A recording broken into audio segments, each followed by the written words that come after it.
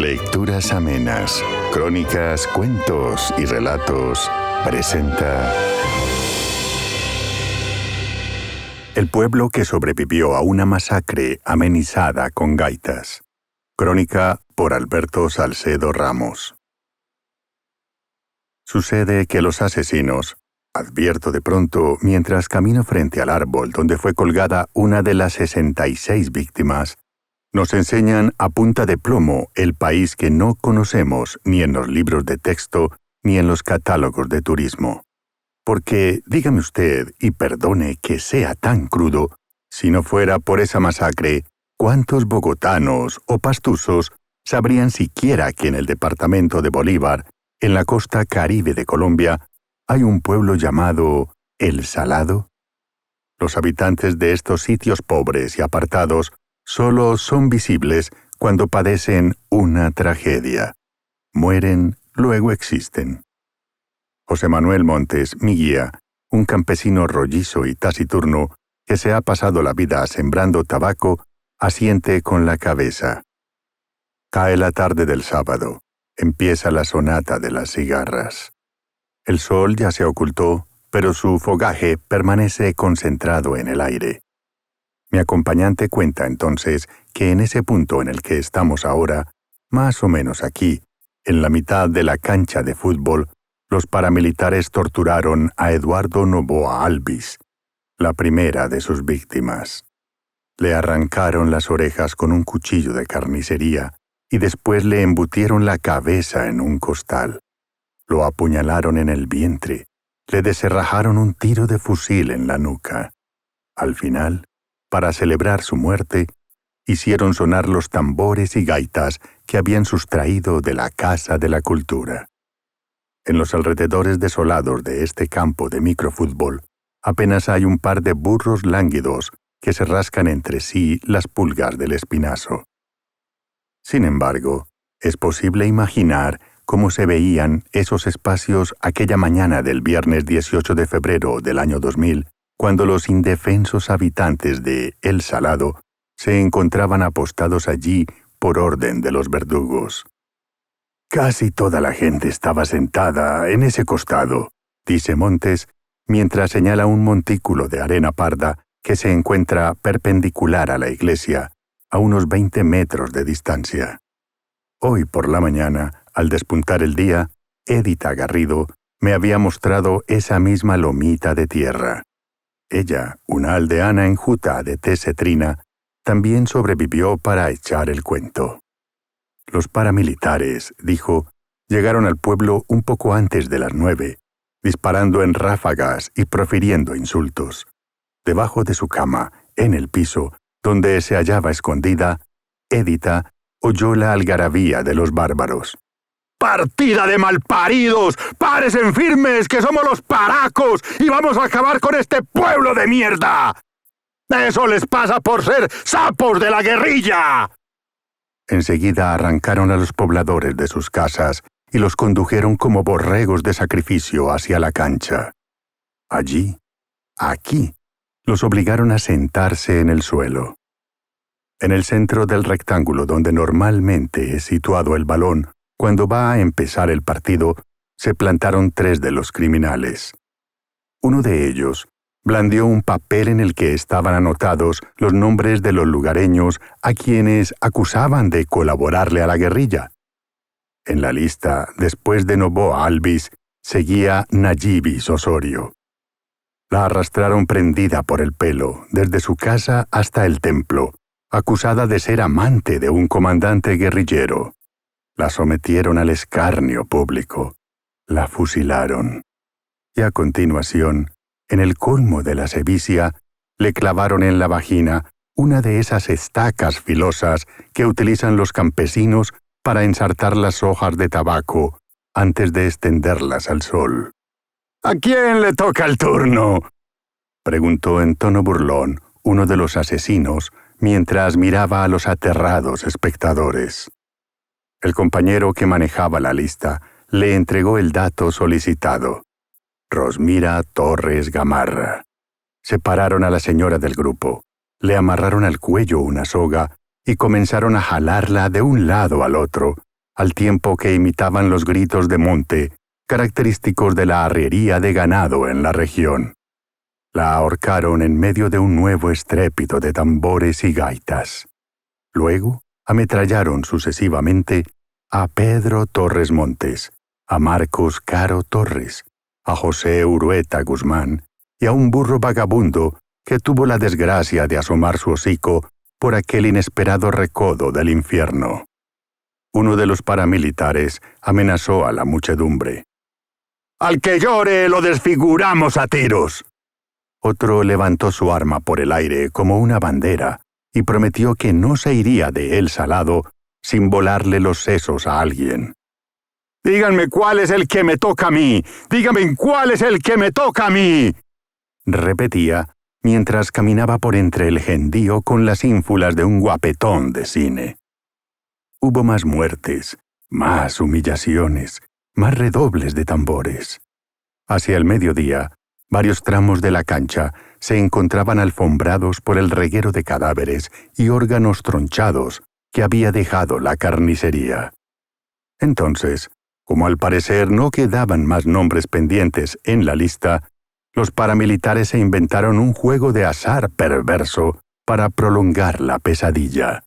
Pusieron a los habitantes en fila para contarlos en voz alta.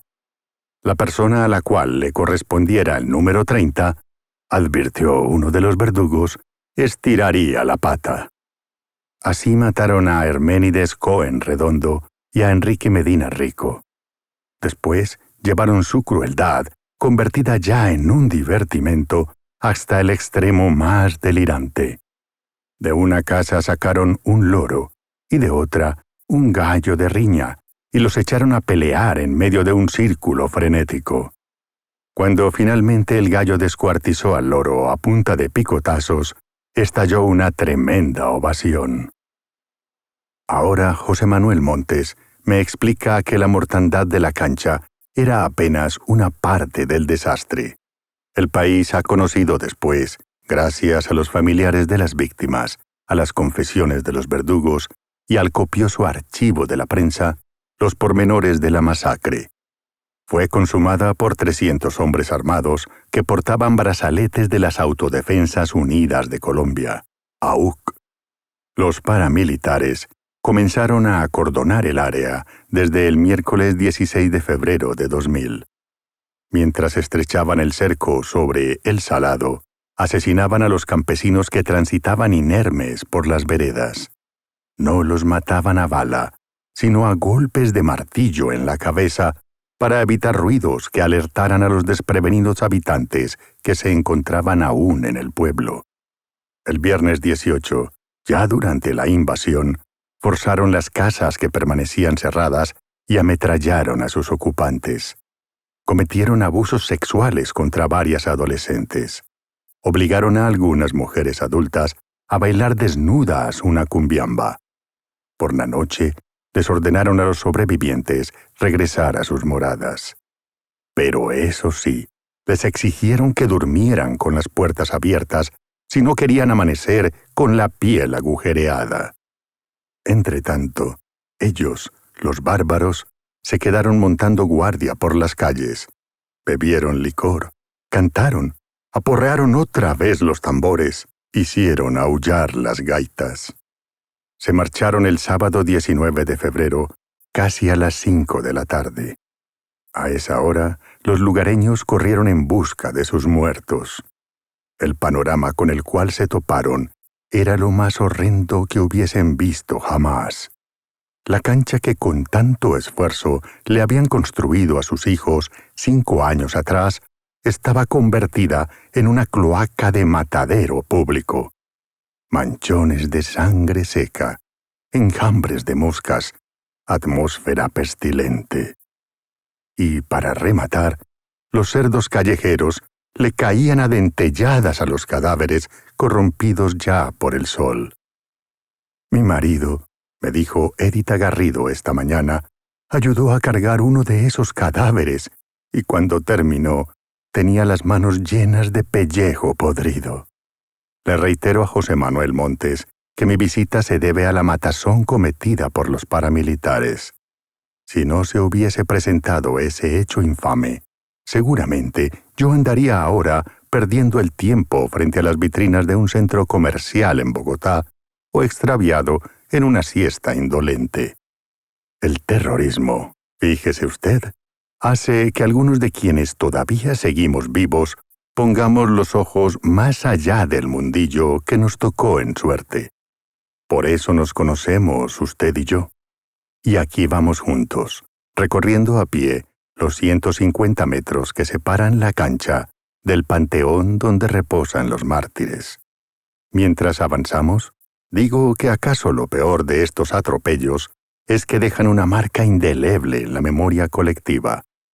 Así, la relación que la psiquis establece entre el lugar afectado y la tragedia es tan indisoluble como la que existe entre la herida y la cicatriz. No nos engañemos.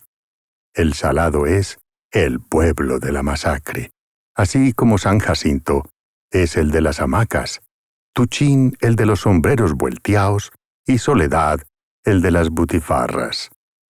Hemos llegado por fin al monumento erigido en honor a las personas acribilladas.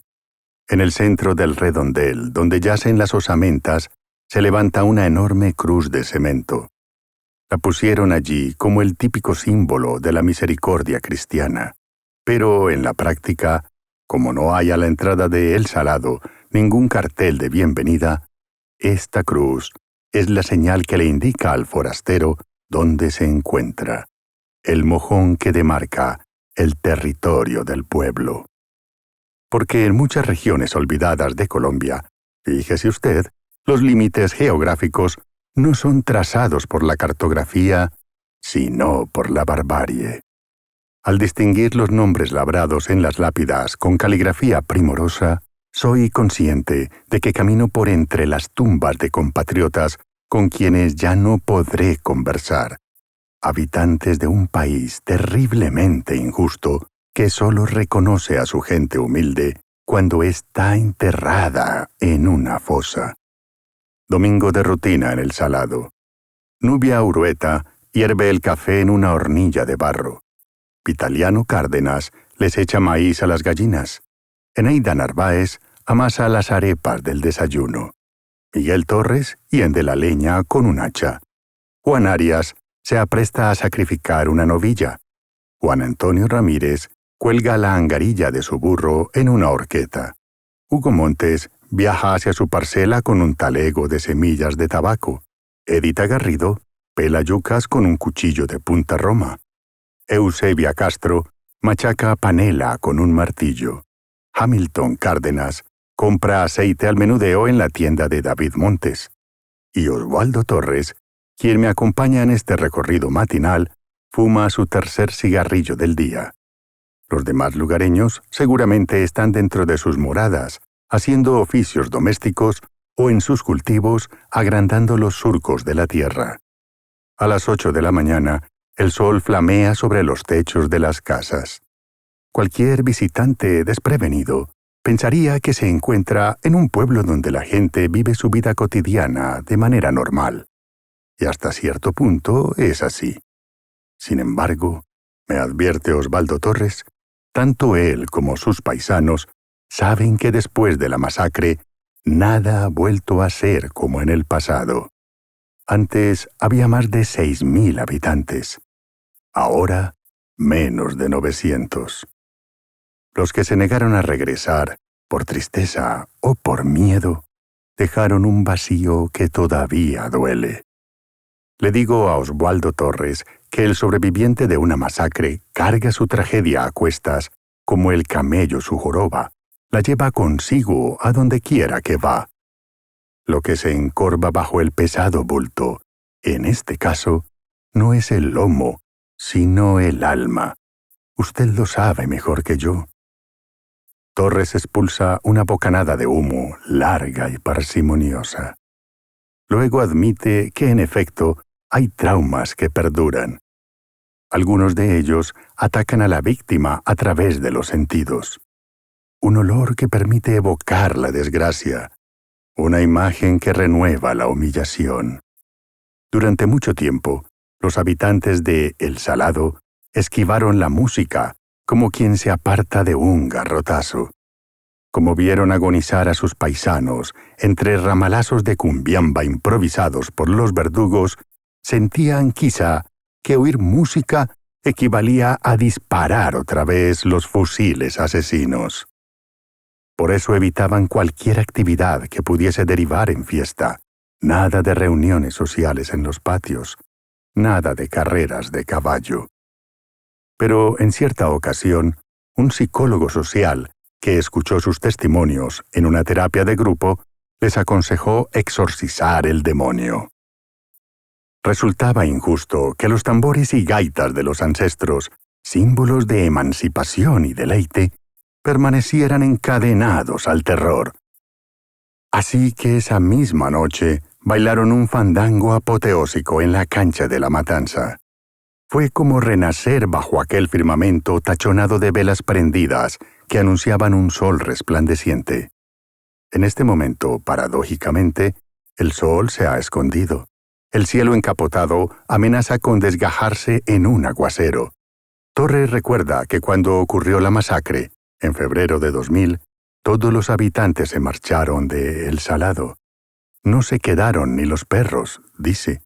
Pues bien, él, Torres, fue una de las 120 personas, 100 hombres y 20 mujeres, que encabezaron el retorno a su tierra en noviembre del año 2002.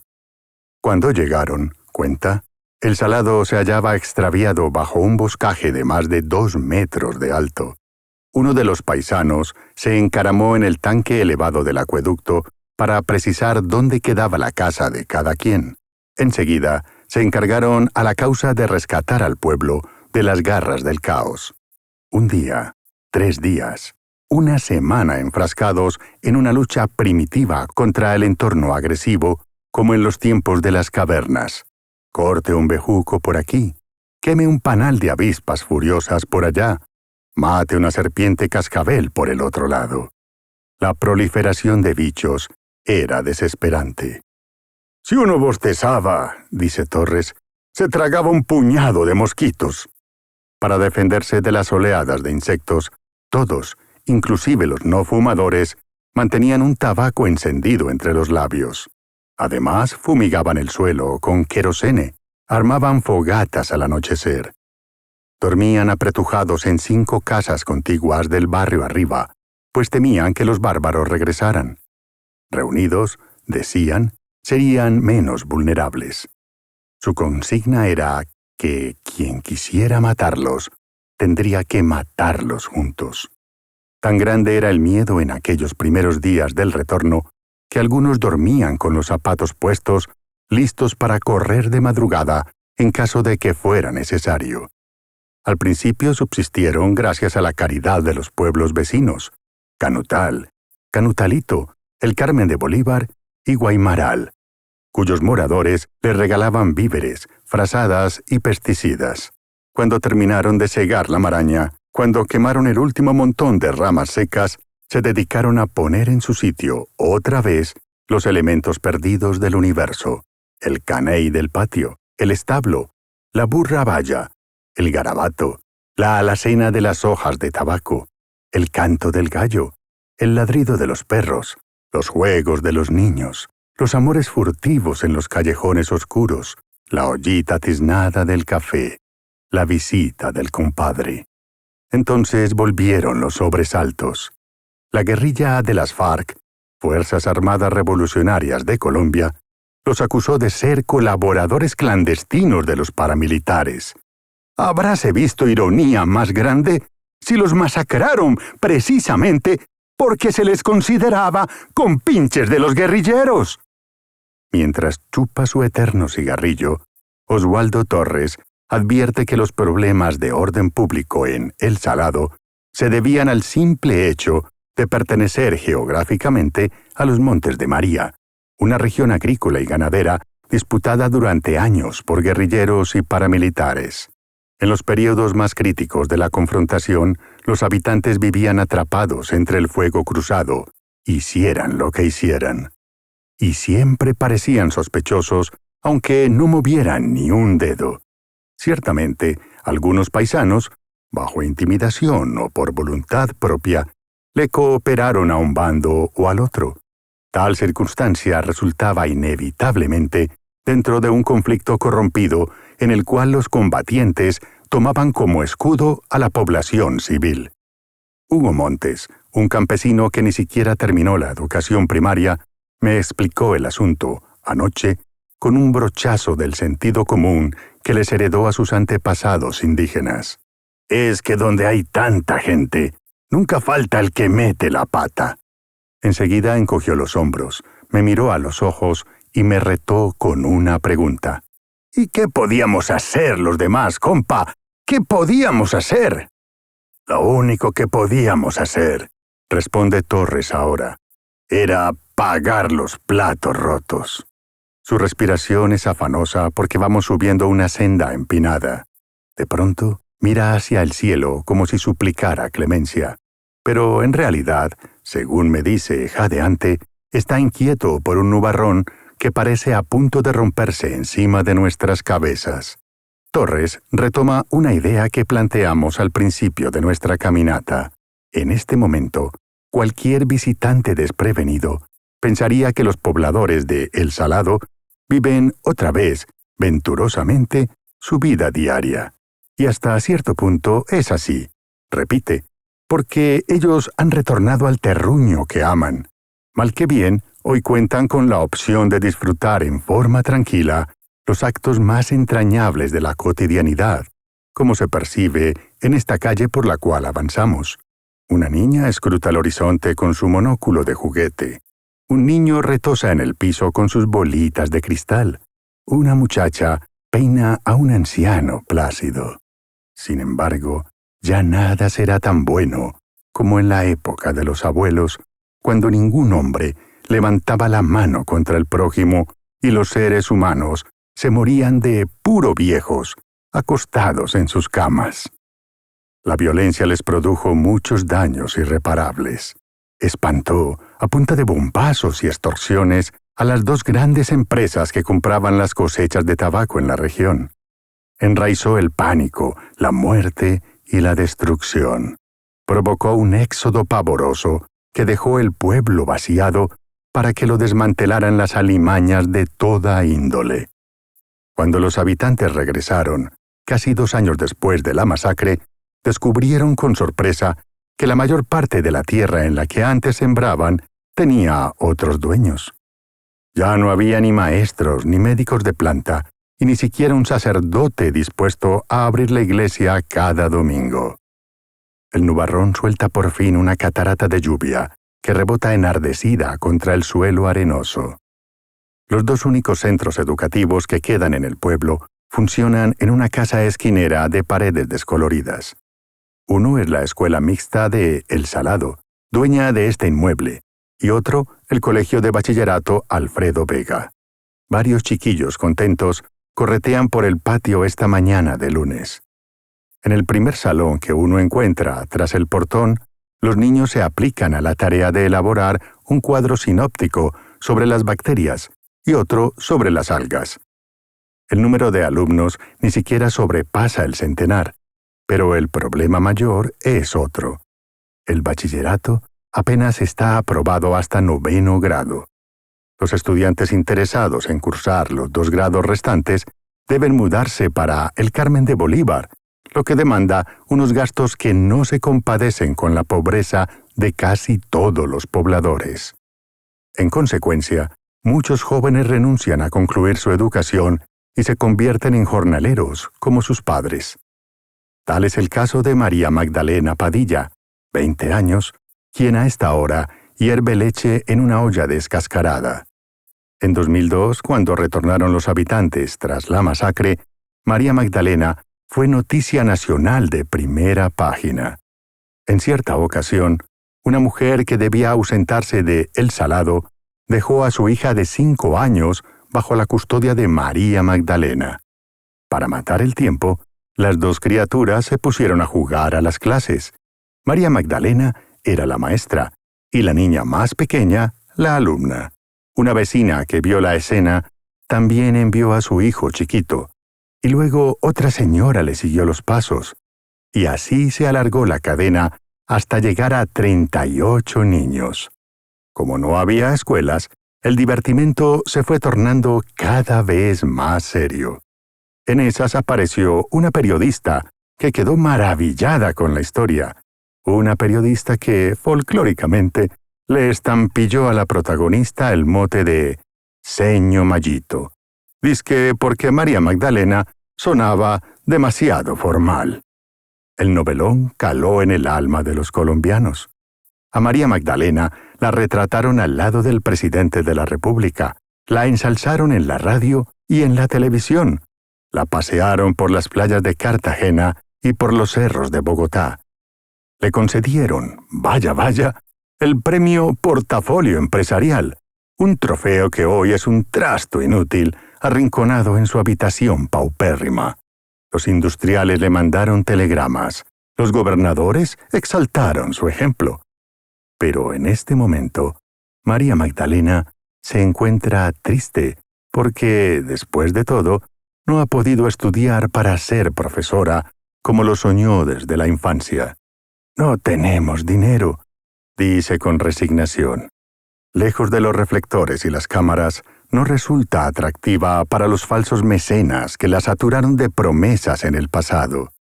Pienso, pero no me atrevo a decírselo a la muchacha, que ahí está pintado nuestro país. Nos distraemos con el símbolo para sacarle el cuerpo al problema real, que es la falta de oportunidades para la gente pobre. Le damos alas a los personajes ilusorios como la Seño Mallito, para después arrancárselas a los seres humanos de carne y hueso como María Magdalena. En el fondo, creamos a nuestros héroes efímeros simplemente porque necesitamos montar una parodia de solidaridad que alivie nuestras conciencias. Eso sí, los problemas persisten, se agrandan.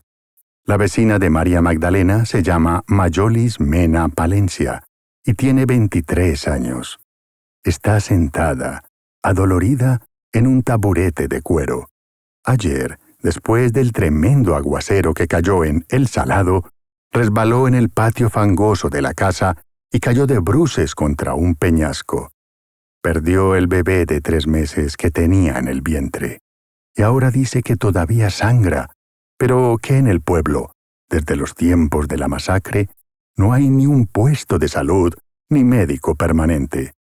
Yo la miro en silencio, cierro mi libreta de notas, me despido de ella y me alejo, procurando pisar con cuidado para no patinar en la bajada de la cuesta. Veo las calles barrosas, veo un perro sarnoso, veo una casucha con agujeros de bala en las paredes. Y me digo que los paramilitares y guerrilleros, pese a que son un par de manadas de asesinos, no son los únicos que han atropellado a esta pobre gente.